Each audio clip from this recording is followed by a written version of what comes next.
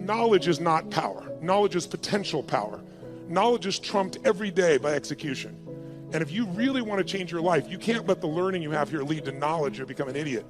You got to let your learning lead to action, and then you can become wealthy financially, mentally, emotionally, spiritually, and everything else. At this point in my life, nothing surprises me because every culture is different in the world, all the countries I work in, but we all have the same human needs. And so I hope I don't make any faux pas. I've been coming here for 25 years, so I think I probably won't make too many of them while I'm here. But I hope you know they won't be out of disrespect. But I really give a damn more than culture. I care more about the individual. It's because I've been obsessed with a question for most of my life, and the question really is, what makes the difference in people's lives? Why do some people perform so poorly consistently even though they have every advantage? And why are there some people that perform at the highest level have every disadvantage? And why are there some people that achieve everything they dreamed of and they're miserable? How many know somebody that has every reason to be grateful for their life and they're not? They're frustrated, they're pissed off, they're worried. How many know somebody like this? Say I. It's chronic. It's chronic in the world. And to me, that's failure. If you succeed and you're not fulfilled, that's failure. Because when you're not fulfilled, you've got nothing to really give anybody else. The problem is when you are learning in the way we've traditionally learned, it was preparing you for a different world than the one we're in. You were supposed to sit passively. You report to your position when the bell rings, and then what do? Talk to your neighbor, initiate, make shit happen? No, what are you supposed to do? Sit down and what, guys? What are you supposed to do? Shut up. Don't talk to you. Today, if you're in business and you don't talk to your neighbor, you're out of business. Who's with me here? Say I.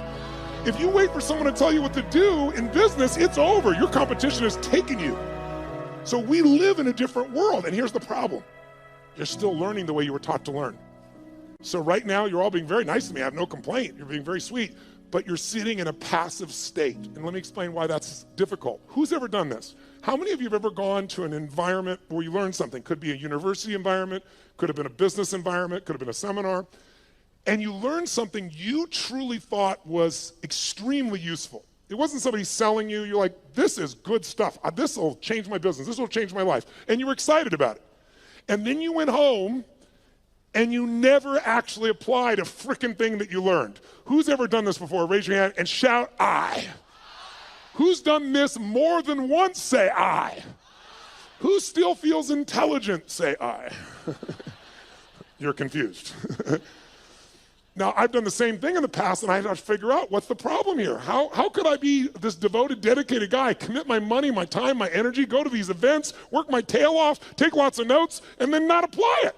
And it's because I was learning in a passive state. Because when you're sitting like you're sitting right now, there's nothing wrong with it, but you will not, how much will you remember? If I asked you, where were you on 9/11, and you're not even Americans, how many can remember the moment when you heard about those planes crashing in the building? You could see where you were, you could remember, raise your hand if you could remember every detail. Wow, tell me where you were on 8/11. You know why? Information without emotion is rarely maintained. If there's enough emotion, if on 8/11 you met a special person in a special place and had a special experience, you might remember that because there's a different level of emotion. So one of the things we want to do is when you're learning in the traditional sense, there's not enough emotion in your nervous system. There's not even enough emotion, there's not enough energy. If there's one thing we have to be successful, I'm wasting my time and I'd be wasting yours if all we do is continue to talk this way. The reason is it might be interesting. As we go through some of the strategies, you'll probably be excited, write them down. But in this level of energy, here's what happens. Whatever state you're in when you're learning, it gets linked to what you're learning.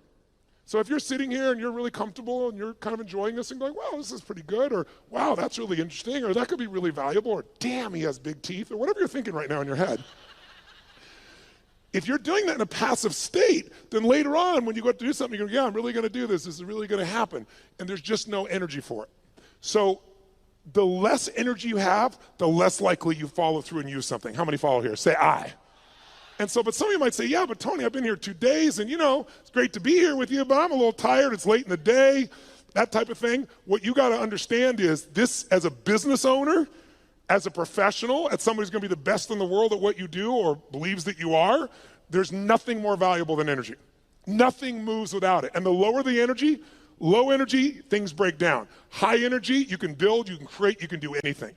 Energy has nothing to do with age, food, sleep. It's something that comes with a psychology. Without the energy, anything else I'm going to talk to you about is a waste of time. So you and I need to establish a new standard for energy. Now, here's what I want to talk to you about. You have all these things you want me to give you in the next 2.5, 3 hours. Just make me rich, make me happy, give me lots of sex, make sure that I feel totally confident, grow my business 100%. I'll give you a couple hours. Go for it, kid. So here's the truth. Tell me if I'm right or wrong about this. You tell me. If I were to take all the things that you say you want and I was to generalize them up into a deeper, richer concept of what you really want, you don't just want these individual things like lose weight or have more energy or make more money or have a better relationship. How many would agree what you really are after is an even more extraordinary quality of life? That you want, as great as your life may be, you want more. More joy, more passion, more aliveness, more impact, more success. Who can relate to this here? Say I. Then in order to create an extraordinary quality of life, we have to define it. So what is an extraordinary quality of life? What would a magnificent life be? It's not for me to define. It's for you to define on your terms. To me, an extraordinary life is life on your terms.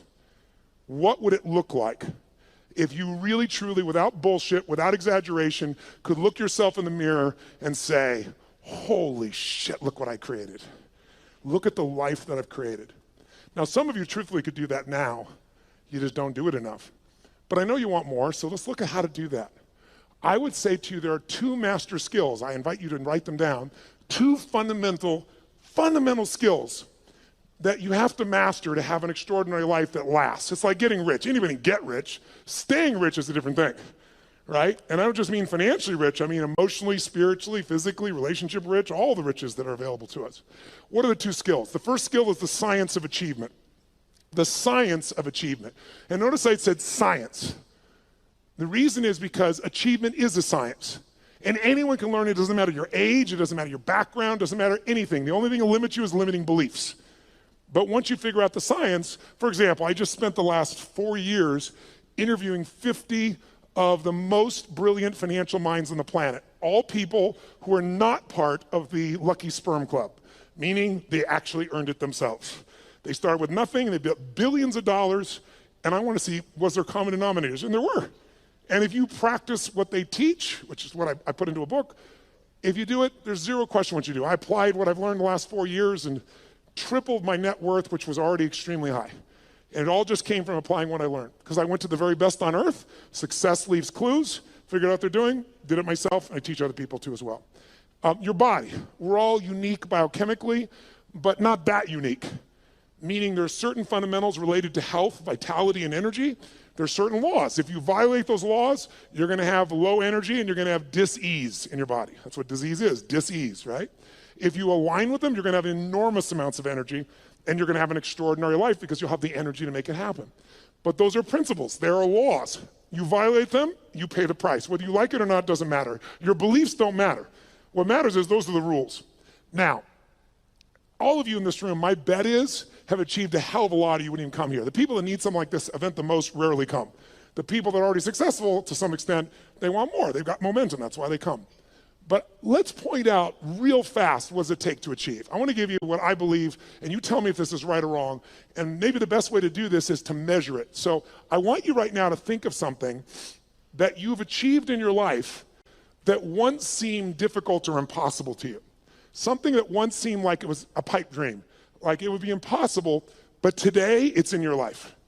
That might have been starting your own business and now you have it. That might have been a person you wanted to go out with, you're hoping they'd say yes to going out, you're hoping you'd kiss them, you're hoping you'd make love to them, and now you're married to them, good morning, and you're gone.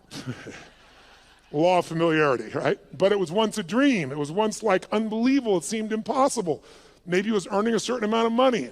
Maybe it was something simple like, how many of you when you were really young, there was a car that was like, or maybe even today, there was a car that was a symbol to you of freedom or success or something. Anybody have a relationship like that, something, right? So you wanted it, and it seemed impossible, and then you made it happen. How many can think of something right now that once was impossible, and it's in your life today, solid, you made it happen? Let me see your hands, say I. Then here's what I found, the best way to figure out how to duplicate success is to study how you've already done it. So think of that situation that once seemed impossible. It's now in your life. When it was impossible, what made it go from impossible to your life? Think about it. Well, what did you do to take this thing that seemed impossible and now it's in your life? But I would argue to you that there's 3 fundamental steps that everybody goes through at a minimum. If you took something once seemed impossible, it's there. And if we recognize what they are, you can go back to it and you know it works because you've done it before. And you can apply it to anything. And I've applied it most of my life. And by simplifying it, whenever I really want to achieve something, I come back to these 3 steps and I make it happen. So the first step is, tell me if this is true for you. You became obsessed by it. This thing you wanted, you didn't just want it, your hunger for it got stronger. Your desire for it got stronger. She's smiling, yes. Was it him? Good, I like that. Lucky man, right? But you had this hunger, you had this desire, but it's a hunger and a desire that wouldn't go away. People always ask me, one of the most common questions I'll get asked by people in the media is, Tony, is there a common trait? Because I coach all these multi-billionaires now at this point in my life. So I've got guys that have now become, I've coached them, but they're now my friends. So people, like, to give you an idea, Mark Benioff, who started Salesforce.com from 0, and they're going to do this year $8 billion. And he did it right out of one of my seminars. Came up and told me, you convinced me, I'm leaving my company, I'm going to start this business, I'm going to apply the principles you taught. He said, it's called Salesforce.com, I'm leaving Oracle, we're going to do $100 million. He thought that was big. Now they're doing $8 billion. But I'm coaching these people. Or to give you an idea, Sir Richard Branson. Richard's a good friend of mine, 400 companies he has. He's just, and you say, what do these people have in common? A Steve Forbes, what do they all have in common? What they have in common is hunger. A hunger that doesn't go away. Most people are hungry because things are uncomfortable, they don't like how it is, and they go to try to fix it, or they lose weight to get in the bikini for a month or whatever it is, but the hunger doesn't last. The people that are most successful on the face of the earth, I think intelligence is one of the most valuable things a human being can have and develop. But how many of you know somebody who's incredibly smart and can't fight their way out of a paper bag, right? So intelligence is not enough. What's gonna make you maximize your ability is hunger. A hunger that doesn't go away. So in the area where you achieved, your hunger was sustained. You got hungry, you got desirous, but you didn't let it go. How many can relate to this when you think about this item, this situation? You were hungry, you were driven, and you wouldn't let it go. How many can relate to this? Say, I. And because you had that hunger, what did it do? It gave you the drive to do something, which is the second step. Once that hunger is strong enough, it'll pour you into action. So step 2 is you got to take massive what? Massive, write down, massive action is the cure-all. We all know it, but we forget it. People say, I don't know what to do. Here's what you do. Try anything. I don't know where to start. Throw up a rock, wherever it lands, start there. The next person goes by, go, I need to talk to you. You're the first person after the rock. Whatever it takes, you can get them going. But what people do is they think they have to know the answer. What they really got to do is get into action. But it's step 2 has 2 parts. Take massive action and effectively execute. Because if your goal was, let's say, to see a sunset, that's your whole goal, and your plan is you start taking action by running east looking for that sunset, I don't give a shit how positive you are. I don't care how much you believe. I don't care how enthusiastic you are absolutely not going to get the result because you have the wrong strategy, right? So you have to effectively execute. But if you take massive action and what you're trying doesn't work, what should you do? If you have this big goal and you're on fire for it and you're going to make it happen and then you try something that doesn't work, what should you do? Try something else. And what if that doesn't work, what should you do? And what if that doesn't work, what should you do? Come on, guys, if that doesn't work, what should you do? If that doesn't work, what should you do? If that doesn't work, what should you do? I'll give you an example. How long would you give your average baby, your average child, to learn how to walk? How long would you give your average child before you say, hey, stop, you're just not a walker? You go, what are you, crazy? My kid's gonna keep trying until he or she walks. Magic formula. No one or almost everyone in the whole world walks. But watch, how many of you like to sing when no one's around? How many sing you sound like hell? Let me see your hands. Why aren't you a singer? Because early in your life someone said, that's horrible, shut up.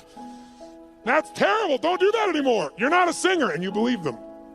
Instead of keep changing your approach until you became a singer. There's nothing you can't create. If you're hungry enough, if you take enough massive action, and if you keep changing your approach until you find the way to effectively execute. Now, there is a way to speed this up, and that is to model someone who's already getting the result you want. why reinvent the wheel, right? If you find this woman is able to have this incredible relationship with her man and she doesn't bitch about him all the time, they're in love, they're passionate for each other, she's not lucky. You want to find out, what is she doing differently with her man than you're doing, right? What's he doing differently with his woman than you're doing? Because if you find that out, you're going to find out it isn't luck. There's something underneath it all. And once you know what that something is and you effectively execute, then you only need one more thing to achieve what you want.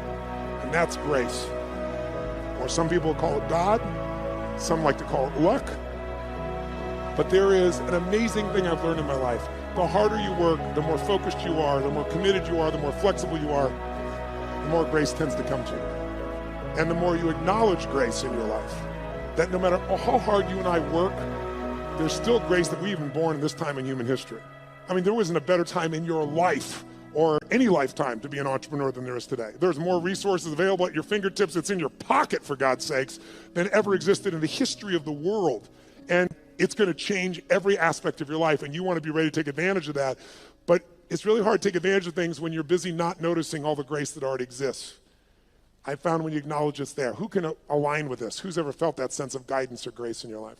Pretty beautiful. So to achieve, that's really all it takes. How many of you did these 3 steps? How many of you became obsessed about this thing you wanted and wouldn't let it go, and your energy built and your desire built, and then you took massive action, and you didn't know what the hell you're doing, but you've maybe changed enough times till you figured it out, and some grace came to you and it worked it out? Who's done this before? Say I. Then I'm here to tell you, whatever's not in your life today that you want, go back to those 3 steps. As basic as that is, that's all it takes. And we make it so much more complex in our minds. And that's why most people don't achieve. They get fearful because they make it bigger than it is. And you can speed it all up by doing what I've done throughout my life. Go find someone who is the best in the world at what they're doing and suck out of their brain whatever they know. But there's a second key lesson. Because how many of you have ever done this? How many of you have ever achieved a goal that you worked your tail off to get to, and then you achieved the goal and your brain said, is this all there is? Who's had this experience before? Say I. Isn't that a brutal experience? I'd rather fail because, if guys like you and I, ladies and gentlemen in this room, were to fail, you don't accept failure, right? You just get up and try something else. So failure is actually better because you could still succeed. When you succeed and you're not happy, now you're what I call technically screwed. That's demoralizing because you worked your guts out and you achieved it and you're still not fulfilled. So the second lesson, I believe, is even more important. And this lesson, if you can take it home tonight, I'm telling you, will change your life more than anything else I know. And I know it from 39 years of working with people, including myself. The second lesson is you must master the art of fulfillment. The art of fulfillment. And that sounds so basic, doesn't it? The art of fulfillment. But notice I didn't say the science of fulfillment. Why? It's not a science. You know why? Because what's going to fulfill you, my dear, you and you, even if you're dear friends or family, is not the same. Fulfillment's an art. If you want to know what fulfills people, look around this earth. You got to find what it is that will light you up. Because otherwise you achieve and you're not fulfilled. As I said earlier, success without fulfillment is the ultimate failure. You think that if you achieve, you're going to be happy. And I'm here to tell you, you got to happily achieve. And that sounds just like changing one word, but it's a different life. And in order to do that, you have to decide that fulfillment is even more important than achievement. And by the way, you don't have to choose. When you're really fulfilled, you tend to achieve more. But if you're going to be fulfilled by something in the future, and you can't find ecstasy in this moment, you won't find it in the future. More money, more accolades, more acknowledgement, more love, more alcohol, more sex, more whatever it is, it's not going to give you more ecstasy in the future if you can't find that ecstasy now. It's the most important decision of your life you could make today, and it could be worth the entire 2 days times 1,000. The most important decision that I'm offering you to think about making today, the most important decision in your life, what would it be? Some would say who you're going to marry, and I wouldn't disagree with that. That's probably one of the most important things in your life. Who you're going to spend time with is who you become. And if you pick the wrong person, life is a bitch. Or you marry him or her, right? And if it's the right person, life can be magnificent. But as important as that is, and I've made the wrong choice initially and the right choice for the last 17 years, my wife's been the greatest gift of my life. I thank God for every day. But I'm telling you, even more important than that decision. Because Your husband or wife or your boyfriend or girlfriend could go away. They could die. They could get cancer. They could leave you. They could divorce you. You're not in control. We all have the illusion of control. We have influence, not control. Not when it comes to other human beings. The only thing we can control is what we think about, what we focus on, what we feel, and what we experience. The most important decision of your life is deciding you will be happy no matter what. Because unless you do that, you won't be. And I can tell you achievement is common. Happiness that is sustained is not. If you want to be an achiever, here should be your new goal. To achieve the highest level of daily happiness that any human has ever experienced. Because if you do that, you'll be the ultimate achiever. You'll dwarf everyone else and you'll achieve as well. So I'd like, in the short time I got left, to do two things with you.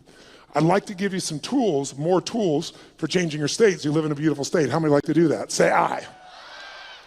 Now I know many of you, about 35 or 40% of you came here primarily with the idea of business and business opportunities. So why am I talking about these items? How many of you, your business is like an extension of your identity? Let me see a show of hands. Or it's like your child. How many can relate to that, right? And how many of you have some children that need some correction? And so I do literally a 5-day total immersion on business. So I'm not holding back, but in 3 hours, I'd be sprinkling it. But I'd like to plant just a couple of seeds with you.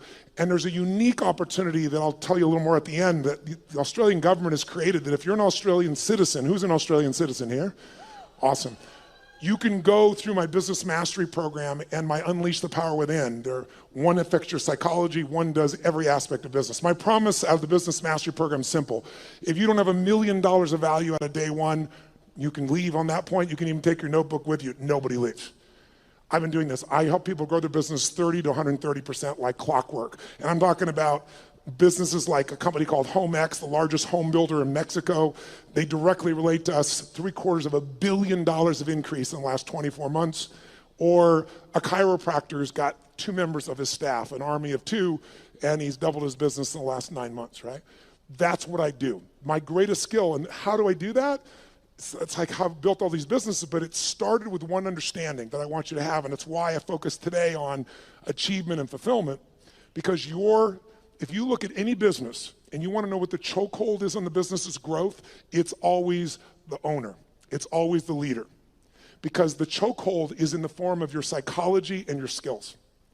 And I would say to you, jot it down, 80% of success in business is psychology and 20% is mechanics.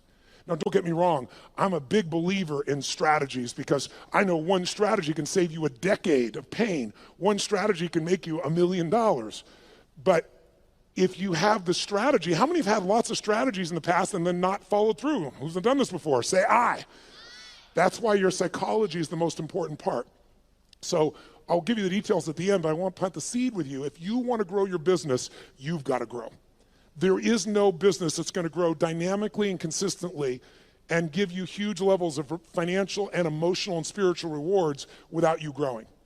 But you have to have a way to do it that's disciplined, that gives you both the psychological change, but also the skill change. Some people do have a great psychology, but they know how to make a great product or service, but they're terrible at marketing. And today, by the way, does the best product win in the world we live in today? Yes or no? No. Which product wins? The best marketed product wins. Now, long term, the best product and the best marketing wins. That would be in the past Apple. I say the past because they're slipping a bit, because they've stopped innovating at the same level they used to. But the bottom line is if you have incredible product or service and you have incredible marketing, you're going to win. But we live in a world with shitty products. Who's ever seen someone who's a product far inferior to your own product or service, and they're making more business than you are? Let me see your hands here. Say aye. Today, is it easier to market or harder? Which one? Which one? It's easier and it's cheaper, but it's less effective. The reason is 15 years ago, I don't know what the numbers are in Australia, but I know what they are in the UK, I know what they are in Germany, France, and the US, and it's identical numbers. About 15 years ago, it would be 16 years ago now, they did the study, and they found that it took, on average, 4 exposures to a product on average before someone then took action, on average. Does anybody know what it is today, meaning as of last year? 16. 16 exposures on average before someone responds. So today, it's really hard to succeed if you're in a situation where you're trying to market, and what are you going to compare to? Today, people have gigantic budgets. That's why you've seen all these small businesses disappear and more big businesses show up. And how are you supposed to compete with that? The answer is you can, but you have to use a totally different tack. You can't use traditional advertising. You're going to have to learn to master what I teach, which is how do you become the expert in the field so that people come to you because they want to understand what you know about it. Where people seek you out, you don't advertise for them. Because whatever advertising you have, if you're a small business, it's going to be very hard for you to compete with that. And that is for every kind of product you can imagine today, isn't it true? So a lot of people get down and out. It's just because they don't understand. It is so easy in the world we live in today to develop a level of expertise where your marketing is not marketing, it's adding value. If there's one way to become wealthy in business, there's only one way to stay wealthy. Find a way to do more for others than who? Than who? Than anyone else. If you find a way to add more value than anyone else in your category, you will completely dominate that marketplace. And if you keep doing it and you keep innovating and you keep growing, you can go from a tiny little business where everyone else dominated you to where you're the dominant force.